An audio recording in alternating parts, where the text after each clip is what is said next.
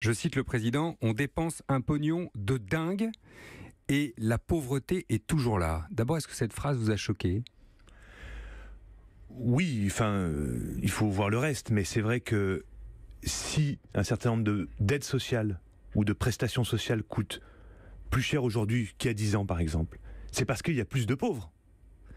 Donc la question au fond de la dépense, c'est est-ce que quand des personnes basculent dans le non-emploi durable, dans des difficultés sociales, est-ce qu'on se sent responsable collectivement de les aider ? Je vous donne juste un exemple. On parle souvent des APL, qui est une des prestations sociales les plus élevées, on en parle beaucoup depuis un an. Et puis j'entends dire des gens... L'aide au logement, oui. Des aides personnelles au logement, oui. On dit ça coûte 18 milliards pour une efficacité relative. Mais si ça coûte 18 milliards, c'est parce qu'il y a plus de personnes qui sont tombées sous les niveaux de ressources pour en bénéficier, donc des personnes qui ont besoin d'être aidées par la collectivité. Et je rappelle que dans notre pays, du point de vue monétaire, on a 1 million de pauvres en plus en 10 ans. Donc en fait, derrière cette question du pognon, comme le dit le président de la République, c'est la question de la protection sociale. Et est-ce qu'on veut bien garantir cette protection ? L'argument d'Emmanuel Macron, si on l'écoute à la fois dans la petite vidéo publiée par l'Élysée et cet après-midi à Montpellier, c'est que ça ne marche pas. C'est-à-dire que 50% par exemple de ceux qui touchaient le RSA il y a 5 ans sont toujours au RSA aujourd'hui. D'abord, est-ce que vous contestez ces chiffres ? Et ensuite, est-ce qu'on peut se satisfaire de ça ? Alors, non, il ne s'agit pas de contester les chiffres, ni de se satisfaire de ça.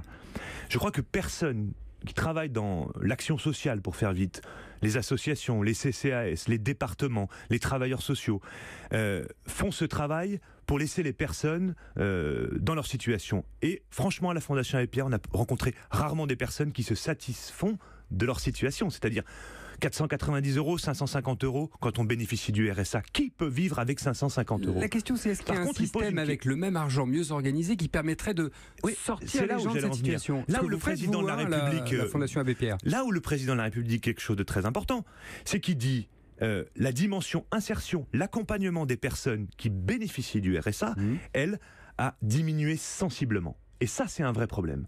Il y a encore le RSA plus 80%, baisse de 40% de l'aide à l'accompagnement des personnes en difficulté. Exactement. Et ça, qu'est-ce qui s'est passé ? C'est que les départements qui, en 2004, ont eu la responsabilité du RSA, ils ont été débordés par l'aide à l'autonomie pour les personnes âgées, par la distribution de prestations. Alors certains continuent à faire de l'insertion, de l'accompagnement, mais pour beaucoup, ils n'ont pas les moyens de le faire.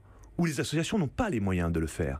Donc derrière le discours du président de la République sur « il faut mieux accompagner les personnes pour les aider à accéder à des meilleurs soins, la santé, l'emploi, bien sûr, le logement, très important », eh bien d'accord, allons-y, fonçons tous ensemble.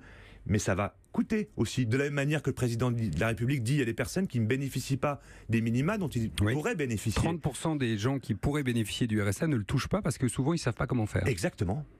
Donc nous on propose l'automaticité.